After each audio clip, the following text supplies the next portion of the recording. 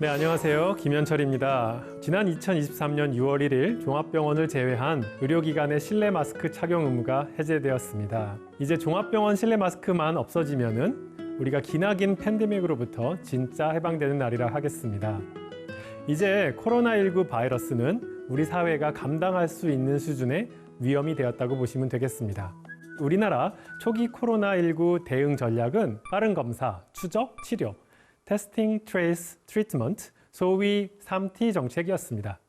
이 핵심은 적극적인 추적 검사로 바이러스의 전파 속도보다 빠른 차단 조치입니다. 이런 전략이 어느 정도 성공을 거뒀죠. 극단적인 봉쇄 조치 없이도 감염자 수를 한동안 낮은 수준에서 유지했고 경제적인 부작용도 다른 나라들에 비해서 현격히 낮은 편이었습니다. 하지만 이것은 코로나 감염을 0으로 만들고 종식시키기 위한 수단이었습니다. 사실 우리가 그럴 수 없다는 사실을 알았을 때 우리는 이러한 비상조치들을 끝내고 코로나와 함께 살아가기를 시도했어야만 합니다. 우리나라는 다른 나라들에 비해서 코로나 팬데믹을 끝내고 일상으로 돌아오는 것이 많이 늦었습니다. 우리나라는 전 세계에서 마스크 착용 의무 해제가 가장 늦은 나라가 되었습니다. 앤서니 파우치 미국 국립전염병 연구소장은 모든 마스크 착용 의무를 해제하면서 이제 미국인 스스로 위험성을 따져보아서 이에 맞게 행동해야 됩니다 라고 시민 자율성을 강조했습니다. 저는 이러한 팬데믹 대처 과정 속에서 시민 자율성 부재가 사실 많이 걱정스럽습니다. 팬데믹 기간 동안 정부가 시민의 삶에 깊숙이 개입되는 것이 일상화되었죠. 식사 시간과 모임 인원 등 삶의 규칙을 정부가 정하고 따를 것을 강제했습니다.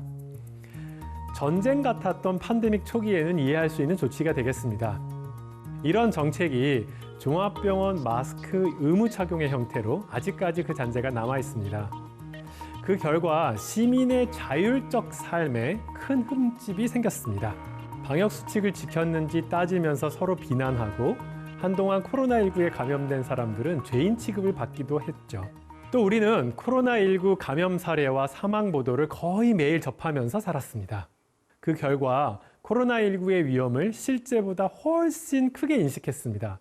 이거를 소위 노출 효과 혹은 가용성 편향, availability bias라고 부릅니다.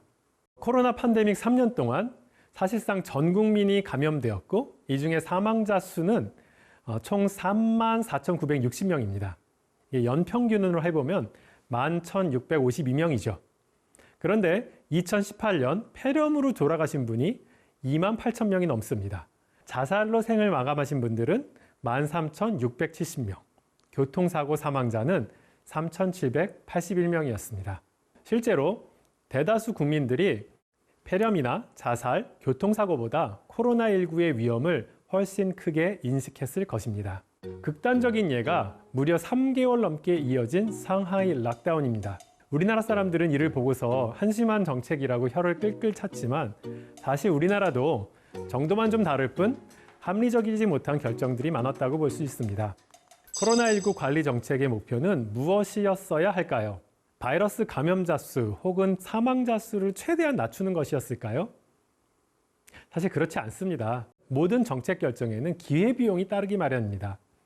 학생들의 등교를 제한하고 민간시설 운영을 막는 사회적 거리두기에는 그 사회적 비용이 있습니다. 바로 교육기회의 박탈과 경제 손실이지요. 정책의 목표는 코로나19로 인한 손실과 정책의 부작용으로 인한 손실의 합을 최소화하는 것이어야 합니다. 그런데 경제 손실은 코로나19 발생 자체 때문인지 사회적 거리두기의 부작용 때문인지 정확하게 측정하기가 좀 어렵습니다.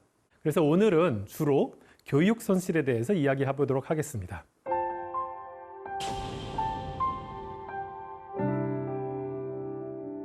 팬데믹이 시작된 2020년 봄에 저는 미국 코넬 대학교에 재직 중이었습니다. 마침 강의를 하지 않는 학기라서 대부분의 시간을 한국에서 보낼 수 있었죠. 제 이웃 중에 한 분이 60대 초반 아주머니셨는데 이혼한 아들의 자녀를 키우시는 주 양육자셨습니다. 그분의 가장 큰 걱정은 집에서 방치되는 손자와 손녀였습니다. 등교 제한 조치로 학교에 가지 못하고 집에서 컴퓨터 게임만 하고 있는데 손 쓸 방법이 없다는 것이었습니다. 그런데 등교 제한 조치는 놀랍게도 코로나 감염 예방 효과가 없었습니다. 사실 등교가 코로나19 감염을 확산시킬지 그렇지 않을지 알아내는 일이 쉽지가 않죠. 왜냐하면 코로나19 감염 정책이 워낙 얽히고 설켜 있기 때문입니다. 네, 연구 설계가 가장 뛰어난 독일의 연구를 말씀드리도록 하겠습니다. 이 그림은 독일의 2020년 코로나19 감염자 수와 각 시기별로 학교 운영 형태를 보여줍니다. 독일은 2020년 3월에 코로나19 감염자가 하루 평균 5,000명 이상으로 급증하자 학교 문을 급히 닫았습니다. 하지만 5월 이후 감염자가 현격하게 줄어들어서 하루 1,000명 이하가 되자 조금씩 학교 문을 열었습니다. 그런데 그래프를 보면은 감염자가 8월 이후에 서서히 다시 늘어나기 시작합니다. 근데 이게 학교 문을 열어서 증가하는 걸까요? 그 답은 알 수 없다입니다. 왜냐하면 8, 9월에는 등교뿐 아니라 확진자 수에 영향을 미치는 많은 것들이 동시에 변하기 때문입니다. 날씨도, 사람들의 야외 활동도, 기존에 줄어든 감염자 수 덕분에 사회적 거리두기 정책도 다 모두 함께 바뀌었습니다. 그래서 등교가 코로나19 감염에 미치는 영향을 정확하게 측정하려면 등교했을 때의 감염자 수와 등교하지 않았을 때의 감염자 수를 모두 알아야 됩니다. 그런데 전국 학교가 모두 함께 등교 수업을 했다면 등교하지 않았을 때 발생할 감염자 수는 알 길이 없는 것이죠. 독일의 등교 정책은 바로 등교가 코로나19 감염에 미치는 영향을 알아보기에 아주 적합한 상황을 제공했습니다. 이 그림에서 보듯이 독일은 여름방학이 끝나고 개학하는 시점이 시도, 시군구별로 제각각 모두 다 달랐습니다. 8월 3일 날 개강하는 지역도 있었고요. 늦게는 9월 13일에 개강하는 지역도 있었습니다. 따라서 8월 중순을 기점으로 본다면 일찍 개학한 지역과 늦게 개학한 지역이 존재합니다. 이를 통해서 등교가 코로나19 감염에 어떤 영향을 주는지에 대해서 신뢰할 만한 결과를 도출할 수 있었습니다. 이 그림은 나이대별로 학교 개강 이후에 인구 10만 명당 코로나19 감염 수의 변화를 보여줍니다. 세로선으로 표시된 것이 등교 시작일입니다. 그러니까 최대 25일 정도의 효과를 추정했습니다. 편의상 일찍 등교한 지역을 첫 시군, 늦게 등교한 지역을 대조군이라고 하겠습니다. 굵은 선이 등교의 효과, 즉 첫 시군과 대조군의 발생률 차이입니다. 옅은 선은 그 오차 범위를 보여주고요. 그러니까 굵은 선이 0보다 아래에 있으면 등교 이후에 코로나19 발생률이 줄어드는 것이고요. 0보다 위에 있으면 발생률이 늘어나는 것입니다.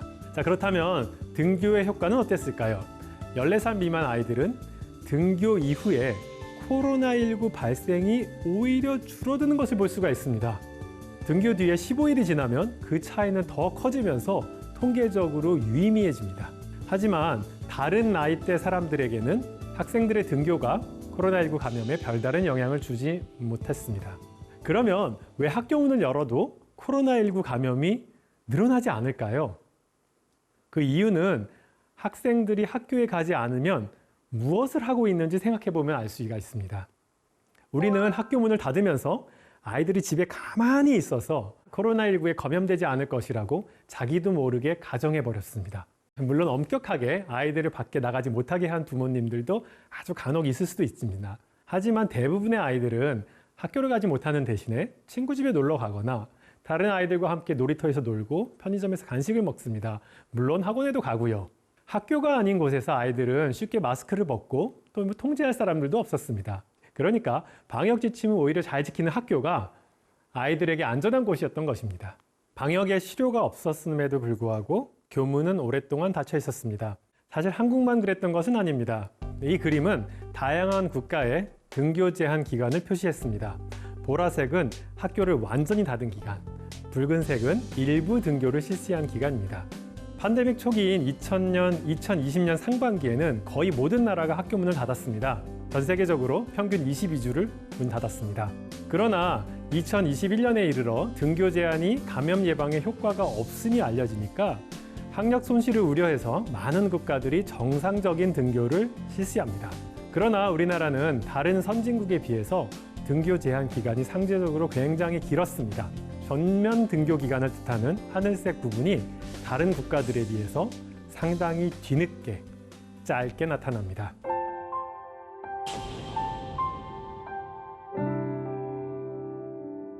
저와 연세대학교 경제학부 양희승, 한유진 교수는 코로나19 시절 등교 제한이 우리나라 학생들의 학업 성취 및 불평등에 어떤 영향을 미치는지 연구했습니다. 전국 고등학교 2학년 학생의 국어, 수학, 영어 성적을 2015년부터 2020년 자료로 분석을 하였습니다. 우리나라의 경우 등교 일수가 코로나19 유행의 정도에 따라서 지역별로 또 같은 지역 안에서도 학교별로 큰 차이가 있었습니다. 바로 이 점이 기존 연구들의 한계를 뛰어넘을 수 있는 단서를 제공했죠. 한국 고등학교의 2020년 등교 일수는 전년도인 2019년 법정 등교 일수 190일에 크게 못 미친 104일에 불과합니다. 그런데 이는 평균치일 뿐 실제 등교 제한 기간은 학교에 따라서 차이가 큽니다. 50일 미만인 학교도 있지만 150일을 넘긴 학교도 있었습니다. 연구 결과 등교 제한 조치가 고등학생의 학력 결손으로 이어지지는 않았습니다. 얼마나 다행인가요? 이 그림의 각 점들은 2020년 등교 일수가 100일 미만이 되는 지역과 100일 이상 되는 지역 학생들의 국어, 수학, 영어 성적의 차이입니다. 이들 지역 간에는 팬데믹 이전인 2019년에도 이런저런 이유로 이미 성적 차이가 있었지만 이걸 보정해서 2019년의 성적 격차를 0으로 만들었고 2020년이 되어도 그 격차가 오차 범위 내에 있었습니다. 다시 말하면 2020년에 등교 제한이 특별히 평균적인 학업 성취도의 감소로 이어지지는 않았다는 것을 보여주고 있는 그림입니다. 그런데 놀랍게도 등교 제한은 불평등을 증가시켰습니다. 이 그림은 교과목별 성적의 분포입니다. X축은 평균이 0이고 표준 편차가 1인 표준화된 성적입니다. 각각 상위권과 하위권이라고 할 수 있는 표준 편차 1.5 이상, 마이너스 1.5 미만은 전체 학생의 대략 5 내지 7%입니다. 이 점선이 2020년 전의 분포이고요. 이 빨간 선이 2020년의 분포입니다. 수학을 한번 보시겠습니다. 그 전에는 예쁜 모양의 분포가 있다가 2020년 이 빨간 그래프만 갑자기 폭이 2개 생겼습니다. 이게 뭔가요? 상위권과 하위권 학생들이 느는 것을 볼 수 있습니다. 정도의 차이가 있을 뿐 국어 성적과 영어 성적도 비슷하게 상위권과 하위권이 동시에 느는 것을 볼 수가 있습니다. 그리고 중위권이 줄어드는 것을 볼 수가 있습니다. 2019년 이전까지 모두 상위권, 중위권, 하위권 학생들의 비율에 큰 변화가 없다가 갑자기 2020년에 큰 변화가 생겼습니다. 등교 일수가 낮은 학교는 국어, 수학, 영어 모든 과목에서 상위권, 하위권 학생들의 비율이 동시에 늘고 중위권 학생들의 비율이 줄어드는 것이죠. 요약하면 우리나라에서의 등교 제한은 고등학생들의 평균 학업 성취도를 낮추지는 않았지만 학습 불평등을 증가시켰습니다. 잘하는 친구들은 더 잘하고 못하는 친구들은 더 못하게 되었습니다. 왜 그랬을까요? 그 이유를 완벽하게 알 수는 없지만 다음과 같은 추론이 가능합니다.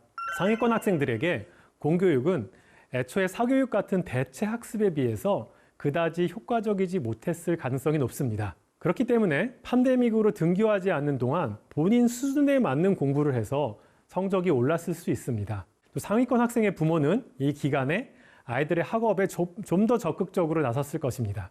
하지만 하위권 학생들에게는 등교가 공부할 수 있는 최소한의 환경을 제공합니다. 학교를 가지 않게 되니 학업에서 손을 놓아버렸을 수 있습니다. 그리고 이 학생들은 부모들이 교육에 적극적일 가능성도 낮은 편입니다. 등교 제한의 비용은 불평등의 가속화입니다. 코로나19 팬데믹으로 악화된 교육 불평등을 개선하는 정책은 향후 지속적으로 관련 부처의 주요 정책 과제가 되어야 할 것입니다. 네, 우리 인생의 성취의 대부분은 주어진 것입니다. 제가 이걸 운이라고 표현했습니다. 태어난 나라가 50%, 그리고 유전이 30%, 그리고 어릴 때 환경도 굉장히 중요하다고 말씀드렸습니다. 그러나 이러한 운은 굉장히 불평등하게 나누어집니다. 불운을 경험한 사람들이 사회 구성원으로서 잘 활동할 수 있도록 돕는 것이 국가의 책임이라고 하였죠. 좋은 공동체는 위기 상황이 왔을 때 빛을 발합니다. 자연재해나 테러를 경험한 공동체들이 나중에 오히려 더 똘똘 뭉치고 공동체의 구성원이 하나가 되어간다는 연구가 있습니다. 이번 강의에서 소개한 연구들은 공동체의 적극적인 개입이 개인과 사회의 불행과 아픔을 승화시키는 힘이 있음을 보여줍니다. 모쪼록 울고 있는 사람들과 함께 애통해야 하는 대한민국, 상처 입은 사람들을 적극적으로 보듬는 대한민국이 되었으면 좋겠습니다. 이상입니다. 감사합니다.